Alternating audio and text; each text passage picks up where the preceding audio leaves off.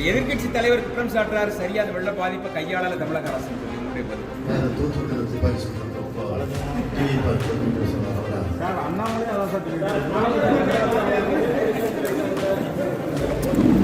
சென்னையை சுற்றியுள்ள மாவட்ட மக்களை காத்ததைப் போல தூத்துக்குடி மற்றும் நெல்லையை சுற்றி இருக்கக்கூடிய மாவட்ட மக்களையும் தமிழ்நாடு அரசு காக்கும் என்ற உறுதியை நான் முதலில் அளிக்கிறேன்.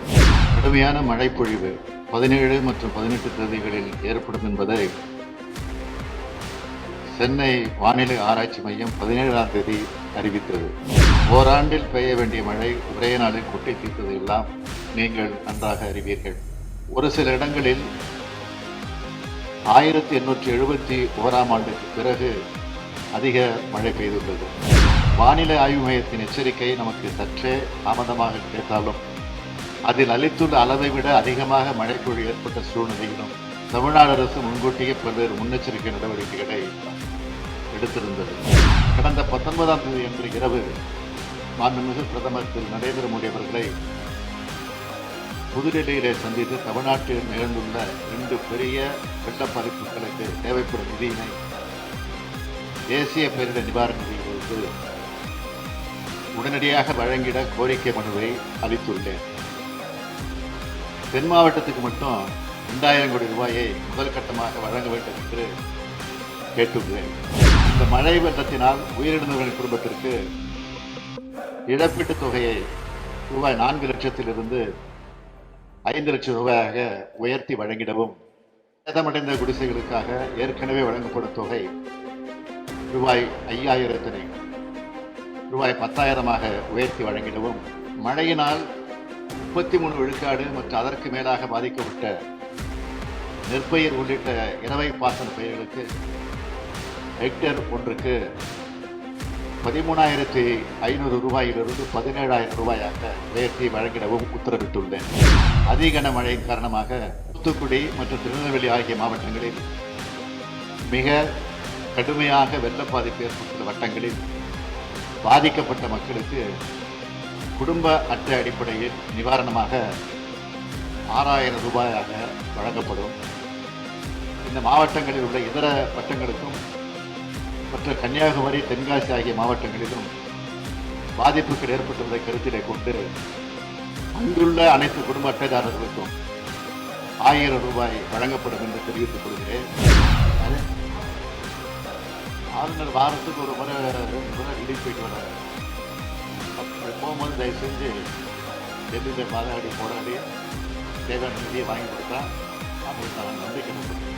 ஆனால் இன்று வரை இந்த 2 பேரிடர்களும் கடும் பேரிடர்களாக அறிவிக்கப்படவில்லை. NDRF-இலிருந்து இதுவரை நமக்கு கூடுதல் நிதி எதுவும் ஒதுக்கீடு செய்யப்படவில்லை. நெல்லை, தூத்துக்குடி, கன்னியாகுமரி, தென்காசி ஆகிய மாவட்டங்களும் சந்தித்துள்ளது. சென்னையை சுற்றியுள்ள மாவட்ட மக்களை காத்ததைப் போல தூத்துக்குடி மற்றும் நெல்லையை சுற்றி இருக்கக்கூடிய மாவட்ட மக்களையும் தமிழ்நாடு அரசு காக்கும் என்ற உறுதியை நான் முதலில் அளிக்கிறேன். கடுமையான மழை பொழிவு 17 மற்றும் 18 தேதிகளில் ஏற்படும் என்பதை சென்னை வானிலை ஆராய்ச்சி மையம் 17ஆம் தேதி அறிவித்தது. வானிலை ஆராய்ச்சி மையம் சொன்ன பழைய மழை அளவுக்கு பல மடங்கு அதிகமாக மழை பொழிவு இருந்தது. இதனால் இந்த மாவட்டங்களில் வரலாற்றில் இதுவரை பதியப்படாத அளவுக்கு மழை பெய்திருக்கிறது. எடுத்துக்காட்டாக காயல்பட்டினத்தில் 94 சென்டிமீட்டர் மழை. அந்த பகுதியே வெள்ளக்காடானது. ஓராண்டில் பெய்ய வேண்டிய மழை ஒரே நாளில் கொட்டி தீர்த்தது எல்லாம் நீங்கள் நன்றாக அறிவீர்கள். ஒரு சில இடங்களில் 1871ஆம் ஆண்டுக்கு பிறகு அதிக மழை பெய்துள்ளது. அதன் காரணமாக திருநெல்வேலி, தூத்துக்குடி மாவட்டங்களின் பல வட்டங்களில் மக்கள் கடுமையாக பாதிக்கப்பட்டிருக்கிறார்கள். தாமிரபரணி ஆற்றிலும் அதனை சுற்றி இருக்கக்கூடிய பகுதிகளிலும் வெள்ளப்பெருக்கு ஏற்பட்டுள்ளதால் திருவைகுண்டம், ஏரல், தூத்துக்குடி நகரங்களில் நிலைமை மிகவும் மோசமாக உள்ளது. வானிலை ஆய்வு மையத்தின் எச்சரிக்கை நமக்கு சற்றே தாமதமாக கிடைத்தாலும் அதில் அளித்துள்ள அளவை விட அதிகமாக மழைப்பொழிவு ஏற்பட்ட சூழ்நிலையிலும் தமிழ்நாடு அரசு முன்கூட்டியே பல்வேறு முன்னெச்சரிக்கை நடவடிக்கைகளை எடுத்திருந்தது. மழைப்பொழிவு கடுமையான உடனேயே 10 அமைச்சர்கள், 10 இந்திய ஆட்சிப்பணி அலுவலர்கள் அங்கே மீட்பு மற்றும் நிவாரணப் பணிகளுக்கு அனுப்பி வைக்கப்பட்டனர். மாவட்ட வாரியாக இந்திய காவல் பணி அதிகாரிகள் மீட்பு மற்றும் கண்காணிப்பு பணிகளில் நியமிக்கப்பட்டார்கள். அருகிலுள்ள மாவட்டங்களில் இருந்து தமிழ்நாடு தீயணைப்பு மற்றும் மீட்பு பணித்துறையினர் வீரர்கள், படகுகள், உபகரணங்கள், 375 வீரர்கள் கொண்ட தமிழ்நாடு பேரிடர் மீட்பு படையினர் 15 குழுக்கள், 275 வீரர்கள் கொண்ட தேசிய பேரிடர் மீட்பு குழுவினர் 10 குழுக்கள் களத்தில் நிவாரணப் பணிகளில் ஈடுபட்டு வருகிறார்கள். கூடுதலாக மீட்பு பணிகளை விரைவுபடுத்த தமிழ்நாடு பேரிடர் மீட்பு படையில் பயிற்சி பெற்ற 230 பேர் ஈடுபடுத்தப்பட்டிருக்கிறார்கள். இது மட்டுமின்றி நமது இராணுவ வீரர்கள் 128 பேர் மீட்பு மற்றும் நிவாரணப் பணிகளில் ஈடுபடுத்தப்பட உள்ளனர். முன்னெச்சரிக்கையாக இதுவரை 12,653 பேர் மீட்கப்பட்டு 141 நிவாரண முகாம்களில் தங்க வைக்கப்பட்டு உணவு, குடிநீர், மருத்துவ வசதி உள்ளிட்ட அடிப்படை வசதிகள் அளிக்கப்பட்டு வருகிறது. வெள்ளம் சூழ்ந்த பகுதிகளில் உள்ள மக்களுக்கு ஹெலிகாப்டர் மூலம் உணவு வழங்கப்பட்டு வருகிறது. இந்த பெருமழையினையும் அதனால் ஏற்பட்டுள்ள பாதிப்புகளையும் நடைபெறும் மீட்பு மற்றும் நிவாரணப் பணிகளையும் நானும் தலைமைச் செயலாளர் அவர்களும் பல முறை சம்பந்தப்பட்ட மாவட்ட ஆட்சியாளர்களோடு காணொலி வாயிலாகவும் தொலைபேசி வாயிலாகவும் அவ்வப்போது கண்காணித்து வருகிறோம். கடந்த 19ஆம் தேதி அன்று இரவு மாண்புமிகு பிரதமர் திரு நரேந்திர மோடி அவர்களை புதுடெல்லியிலே சந்தித்து தமிழ்நாட்டில் நிகழ்ந்துள்ள 2 பெரிய வெள்ள பாதிப்புகளுக்கு தேவைப்படும் நிதியினை தேசிய பேரிடர் நிவாரண நிதியிலிருந்து உடனடியாக வழங்கிட கோரிக்கை மனுவை அளித்துள்ளேன். தென் மாவட்டத்துக்கு மட்டும் 2000 கோடி ரூபாயை முதல் கட்டமாக வழங்க வேண்டும் என்று கேட்டுள்ளேன். தூத்துக்குடி மாவட்டத்தில் நிவாரண மையங்களில் தங்க வைக்கப்பட்டுள்ள மக்களுடன் வீடியோ கால் மூலமாக முகாம்களில் அவர்களுக்கு செய்து தரப்பட்டுள்ள வசதிகள் குறித்தும் வழங்கப்படும் உணவு மற்றும் மருத்துவ உதவிகள் குறித்தும் கேட்டறிந்தேன். தூத்துக்குடி மற்றும் திருநெல்வேலி மாவட்ட ஆட்சியரோடு இங்கிருந்து பணியாற்றி வரும் அதிகாரிகளுடன் காணொலி வாயிலாக தகவல்களை கேட்டறிந்தேன். நிவாரண மையங்களில் தங்க வைக்கப்பட்டுள்ள மக்களுக்கு தேவையான அடிப்படை வசதிகளையும் மருத்துவ உதவிகளையும் குறைவின்றி செய்து கொடுக்க வேண்டும் என்று மாவட்ட ஆட்சியர்களுக்கு அறிவுறுத்தியிருக்கிறேன். சென்றடைய முடியாத நிலையில் இருக்கக்கூடிய கிராமங்களில் இருக்கக்கூடிய மக்களின் நிலை பற்றும் அவர்களை மீட்கக்கூடிய அந்த அவசர பணி குறித்தும் என்ன நடவடிக்கைகள் மேற்கொள்ளப்பட்டு வருகிறது என்பது குறித்து கேட்டறிந்து அந்த பணிகளை விரைவுபடுத்தவும் கேட்டுக்கொண்டேன். தண்ணீர் சூழ்ந்துள்ள கிராமங்களில் சிக்கியுள்ள மக்களுக்கு உணவு வழங்கல் மற்றும் மீட்பு நடவடிக்கைகளை துரிதப்படுத்தவும் மீட்பு பணிகளில் ஈடுபட்டுள்ள மாண்புமிகு அமைச்சர் பெருமக்கள் மற்றும் அதிகாரிகள் அனைவரையும் கேட்டுக்கொண்டேன். தூத்துக்குடி மற்றும் திருநெல்வேலி மாவட்டங்களில் ஏற்பட்ட வெள்ளத்தால் பாதிக்கப்பட்ட மக்களுக்கு மீட்பு மற்றும் நிவாரண நடவடிக்கைகள் மேற்கொள்ள கூடுதல் ஹெலிகாப்டர்கள் அனுப்பி வைக்க கோரி ஒன்றிய பாதுகாப்புத்துறை அமைச்சர் திரு ராஜ்நாத் சிங் அவர்களுக்கு கடிதம் எழுதினேன். வெள்ளத்தில் சிக்கியவர்களை மீட்பதற்கும் உணவுப் பொருட்களை விநியோகிக்கவும் விமானப்படையின் 4 ஹெலிகாப்டர்கள், கடற்படையின் 2 ஹெலிகாப்டர்கள், மற்றும் கடலோர காவல்படையின் 2 ஹெலிகாப்டர்கள் ஈடுபடுத்தப்பட்டு உள்ளன. பெருமழையின் தாக்கம் அதிகமாக இருப்பதை கருத்திலே கொண்டு மீட்பு மற்றும் நிவாரணப் பணிகளுக்கு கூடுதல் ஹெலிகாப்டர்கள் தேவைப்படுவதால் அதிகபட்ச அளவில் ஹெலிகாப்டர் அனுப்பி வைக்க வேண்டும் என்று கேட்டுக்கொண்டதன் அடிப்படையில் அவர்களும் அனுப்பி வைத்திருக்கிறார்கள். மாநில மற்றும் தேசிய பேரிடர் மீட்பு குழுவினர் பெரும் முயற்சியினாலும் தீயணைப்பு மற்றும் மீட்பு பணிகள் துறையினர் சிறந்த பங்களிப்பினாலும் வருவாய்த்துறை மற்றும் அனைத்து துறைகளின் ஒருங்கிணைந்த களப்பணியாலும் நடவடிக்கைகள் மேற்கொள்ளப்பட்டு வருகின்றன. பெருமழையின் காரணமாக பாதிக்கப்பட்ட வீடுகளை இழந்த மக்களுக்கும் விவசாய பெருங்குடி மக்களுக்கும் கால்நடை இழப்பை சந்தித்திருக்கக்கூடிய மக்களுக்கும் தமிழ்நாடு அரசு தேவையான நிவாரணத்தை வழங்கும்.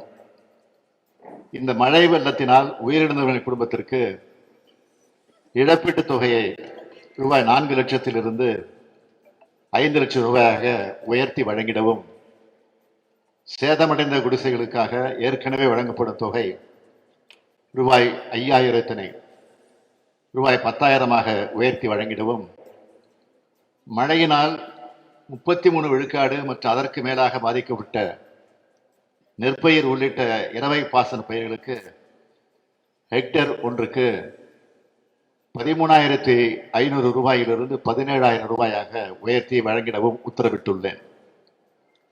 பல்லாண்டு பயிர்கள் மற்றும் மரங்கள் 33 விழுக்காடு மற்றும் அதற்கு மேலாக சேதமுற்றிருப்பின் இழப்பீடாக ஹெக்டேர் ஒன்றுக்கு ரூபாய் 18,000 ரூபாயிலிருந்து 22,500 ரூபாயாக உயர்த்தி வழங்கிடவும், மழையினால் 33 விழுக்காடு மற்றும் அதற்கு மேலாக பாதிக்கப்பட்ட மானாவாரி பயிர்களுக்கு ஹெக்டேர் ஒன்றுக்கு 7,410 ரூபாயிலிருந்து 8,500 ரூபாயாகவும் உயர்த்தி வழங்கிடவும், 33,000 ரூபாயாக இருந்த எருது, பசு உள்ளிட்ட கால்நடைகளின் உயிரிழப்பு நிவாரணத்தை 37,500 ரூபாயாக உயர்த்தி வழங்கிடவும், 3,000 ரூபாயாக இருந்த வெள்ளாடு, செம்மறியாடு உயிரிழப்பு நிவாரணத்தை 4,000 ரூபாயாக உயர்த்தி வழங்கிடவும், சேதமடைந்த படகுகள் மற்றும் வலைகளுக்கு நிவாரண உதவிகளை பொறுத்தவரையில் முழுமையாக சேதமடைந்த கட்டுமரங்களுக்கு மீன்பிடி வலைகள் உட்பட 32,000 ரூபாயிலிருந்து 50,000 ரூபாயாகவும், பகுதியாக சேதமடைந்த கட்டுமரங்களுக்கு 10,000 ரூபாயாகவும் 10,000 ரூபாயிலிருந்து 15,000 ரூபாயாகவும், முழுவதும் சேதமடைந்த வல்லம் வகை படகுகளுக்கு வழங்கப்படும். அதிகபட்ச மானியத் தொகை 75,000 ரூபாயிலிருந்து 1 லட்சம் ரூபாயாகவும், முழுவதும் சேதமடைந்த இயந்திர படகுகளுக்கு வழங்கப்படும் அதிகபட்ச மானியத் தொகை 5 லட்சம் ரூபாயிலிருந்து 7,50,000 ரூபாயாகவும் உயர்த்தி வழங்கிடவும், சேதமடைந்த வலைகளுக்கு வழங்கப்படும் நிவாரணத் தொகை 10,000 ரூபாயிலிருந்து 15,000 ரூபாயாகவும் உயர்த்தி வழங்கிடவும் உத்தரவிட்டுள்ளேன். அதிக மழையின் காரணமாக தூத்துக்குடி மற்றும் திருநெல்வேலி ஆகிய மாவட்டங்களில் மிக கடுமையாக வெள்ள பாதிப்பு ஏற்பட்டுள்ள வட்டங்களில் பாதிக்கப்பட்ட மக்களுக்கு குடும்ப அட்டை அடிப்படையில் நிவாரணமாக 6,000 ரூபாயாக வழங்கப்படும். இந்த மாவட்டங்களில் உள்ள இதர வட்டங்களுக்கும் மற்ற கன்னியாகுமரி, தென்காசி ஆகிய மாவட்டங்களிலும் பாதிப்புகள் ஏற்பட்டுள்ளதை கருத்திலே கொண்டு அங்குள்ள அனைத்து குடும்ப அட்டைதாரர்களுக்கும் 1000 ரூபாய் வழங்கப்படும் என்று தெரிவித்துக் கொள்கிறேன். மாண்புமிகு அமைச்சர்களும் அதிகாரிகளும் இறுதி வரை இங்கேயே தங்கி மக்கள் காப்பு பணிகளில் நிச்சயமாக ஈடுபட இருக்கிறார்கள் என்பதையும் நான் தெரிவித்துக் கொள்கிறேன்.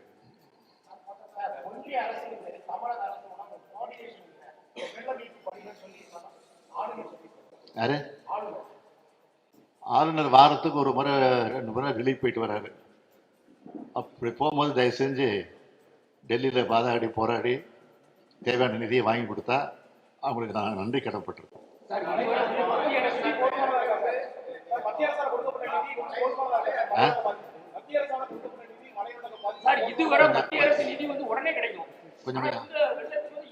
அதுக்கு ஒரு நீண்ட விளக்கம் சொல்ல வேண்டியிருக்கு, அதையும் சொல்லிடுறேன்.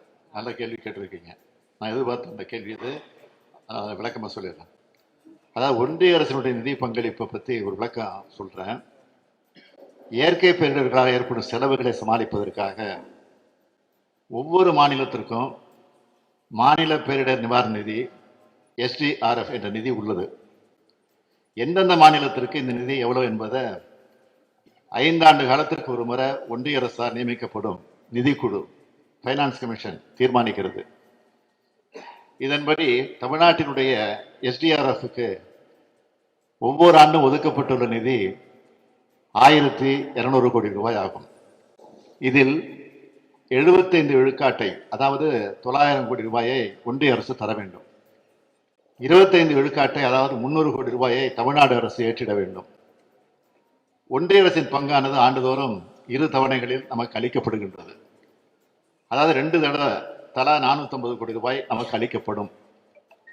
ஒரு இயற்கை பேரிடரின் தாக்கம் மிக கடுமையாக இருக்கும்போது இந்த SDRF நிதி போதவில்லை என்றால் அந்த இயற்கை பேரிடரை கடும் இயற்கை பேரிடராக அறிவித்து தேசிய பேரிடர் நிவாரண நிதியிலிருந்து NDRF கூடுதல் நிதி ஒதுக்கப்படும்.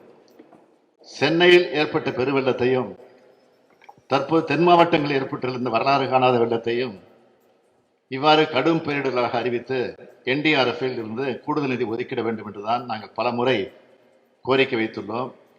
இதைத்தான் நானும் பிரதமர் அவர்கள் நேரில் சந்தித்த போதும் வலியுறுத்தி குறிப்பிட்டிருக்கிறேன், மனுவாகவும் கொடுத்திருக்கிறேன். ஆனால் இன்று வரை இந்த 2 பேரிடர்களும் கடும் பேரிடர்களாக அறிவிக்கப்படவில்லை. NDRFில் இருந்து இதுவரை நமக்கு கூடுதல் நிதி எதுவும் ஒதுக்கீடு செய்யப்படவில்லை. ஒன்றிய அரசிடமிருந்து நமக்கு வந்த 450 கோடி ரூபாய் நிதி என்பது இந்த ஆண்டு நமது SDRFக்கு ஒன்றிய அரசு அளிக்க வேண்டிய 2வது தவணை தானே தவிர கூடுதல் நிதி அல்ல. சவாலான நிதிநிலை சூழல் இருக்கக்கூடிய இந்த நேரத்தில் ஒன்றிய அரசு இந்த கூடுதல் நிதி தராத போதிலும் மக்களின் நலனை கருத்திலே கொண்டு மாநில அரசு நிதியை செலவிட்டு நிவாரணப் பணிகளை மேற்கொண்டு வருகின்றோம். சென்னையில் நிவாரண உதவிக்கு மீட்பு பணிகளுக்கும் 1500 கோடி ரூபாய்க்கு கூடுதலாக செலவிடப்பட்டுள்ளது. நான் இன்று இங்கு அறிவித்திருக்கக்கூடிய நிவாரண உதவிகளுக்கும் பணிகளுக்கும் 500 கோடி ரூபாய்க்கு மேல் செலவாகும் என்று எதிர்பார்க்கப்படுகிறது. இது மட்டுமின்றி சேதமடைந்துள்ள சாலைகள், பாலங்கள், குடிநீர் திட்டங்கள், மருத்துவமனைகள், பல்வேறு கட்டடங்கள் போன்றவற்றை சீரமைப்பதற்கு பெரும் நிதி தேவைப்படும். எனவே பாதிக்கப்பட்ட மக்களுக்கு நிவாரணங்களை வழங்கும் அதே நேரத்தில் இந்த வெள்ளத்தினால் சேதமடைந்துள்ள பல்வேறு உட்கட்டமைப்பு வசதிகளை, குறிப்பாக சாலைகள், பாலங்கள், மருத்துவமனைகள், மின்கட்டமைப்புகள் ஆகியவற்றை சீர் செய்யும் பணிக்காக தமிழ்நாடு அரசு உடனடி முன்பணமாக மாநில பேரிடர் மேலாண்மை நிதியில் இருந்து 250 கோடி ரூபாயை விடுவிக்க ஆணையிட்டுள்ளேன். அதோடு மேலும் தாமதமின்றி இந்த 2 பேரிடர்களையும் கடும் பேரிடர்களாக அறிவித்து ஒன்றிய அரசு NDRFில் இருந்து கோரப்பட்டுள்ள நிதியை உடனடியாக விடுவிக்க என்பதுதான் தமிழ்நாட்டின் சார்பிலும் தமிழ்நாட்டு மக்களின் சார்பிலும் நான் மீண்டும் மீண்டும் கேட்டுக்கொள்கிறேன். நேற்று சரியா கையாள குற்றம் சாட்டுறீங்க. ஆனா 16ஆம் தேதி கிட்டத்தட்ட பாபநாசமலையில 124 அடி இருந்துச்சு. 140 அடிக்கு கிட்டத்தட்ட 19 அடி தான் அதோட கொள்ளளவு, முழு கொள்ளளவு எட்டது. அதே மாதிரி 136 அடி சேர்ந்தாத இருந்துச்சு. ஏற்கனவே 92ல நெல்லை மாவட்டம் இந்த மாதிரி பாதிக்கப்பட்டது. இதே மாதிரி டேம்ல அதிகமா தண்ணீர் இருந்தனாலதான் தண்ணீர் மலையில மழை, ஊர்ல மழை இருக்கும்போது மொத்தமா தாமதம் இந்த அளவுக்கு வெள்ளம் வருது. இதை கூட ஒரு யோசிக்காம தண்ணீர் விட்டு பொதுமக்கள் தொடர்ந்து குற்றம் சாட்டிட்டு வராங்க. இது மாதிரி தகவலும் சரியா தரல. இதனாலதான் வீட்டுல வந்து தண்ணி எடுத்த மாதிரியே இல்லைங்க.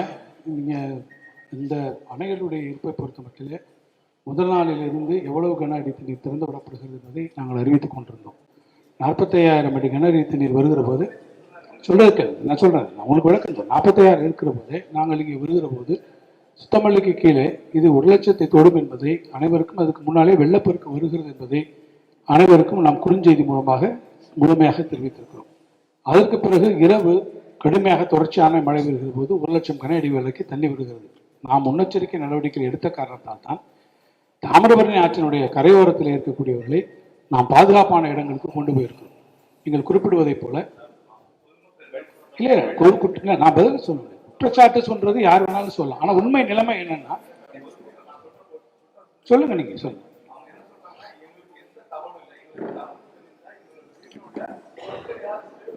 இன்னொன்று சொல்ல சார், நாங்க அத்தனை பேருக்கு நாங்க செய்தி நீங்கள் வேண்டுமானால் புரிஞ்சீர்கள். இல்ல இல்ல சார், நீங்க கரையோர மக்களுக்கு அறிவிப்பே இல்லாமல் நான் சொல்றதை கேட்கிறேன். நீங்க சொல்வதை போல கரையோர மக்களுக்கு எந்த விதமான அறிவிப்புமே இல்லாமல் இருந்தால் 1,40,000 கியூசெக்ஸ் கன அடி தண்ணீர் வருகிற போது எவ்வளவு பெரிய உயிரிழப்பு வந்திருக்க வேண்டும், நீங்களே பாருங்க. இல்ல இல்ல நாங்க முழுமையா சொன்னதுனால தான், நீங்க முழுமையா நம்ம சொன்னதுனால தான் பல பேர் அங்க இருந்து ஏறத்தாழ நீங்க ஏற்பட்டிருக்காங்க. இல்ல சார், அவங்க வரல, நீங்க அவங்களா திரும்பி இருக்கிறாங்கன்னு வச்சுக்கோங்க, பொருளோட இருக்கிறாங்க. 2015 செம்பரம்பாக்கேரி மனசுல வச்சுட்டு பேசுறீங்க நீங்க, அது வரல. இது முழுமையான சொல்லாம யாருக்கு தந்துவில்ல. நாங்களே வந்திருக்கோம் நேரடியாக செய்தியாளர் சந்திப்புல முதல் நாள் இரவு அத்தனை பேர்த்தையும் செய்தியாளர்கிட்ட கேட்டிருக்கோம். இவ்வளவு கியூசெக்ஸ் தண்ணி வரப்போகுது, பாதுகாப்பான இடங்களுக்கு வரணும்னு சொல்லிட்டு உங்களுடைய ஒத்துழைப்பை கேட்டிருக்கோம். அதை எங்களுடைய கோரிக்கையை ஏற்று காவல்துறை, தீயணைப்புத்துறையுடைய கோரிக்கை கேட்டு பல பேரை அங்கிருந்து நாங்கள் வெளியேற்றிய காரணத்தால் தான் உயிரிழப்புகள் தவிர்க்கப்பட்டிருக்கிறது. அதையும் மீறி சிலர் அங்கே இருந்திருக்கிறார்கள். இருந்தவர்களையும் அடுத்த நாட்களில் இருந்து உங்களுக்கு தெரியும், படகுகளை பல்வேறு இடங்களில் இருந்து கொண்டு வந்து காப்பாற்றினார். எதிர்கட்சி தலைவர் குற்றம் சாட்டுறாரு, சரியா அந்த வெள்ள பாதிப்பை கையாளல தமிழக அரசு சொல்லி, உங்களுடைய பதில்? அண்ணாமலை அதான் சார்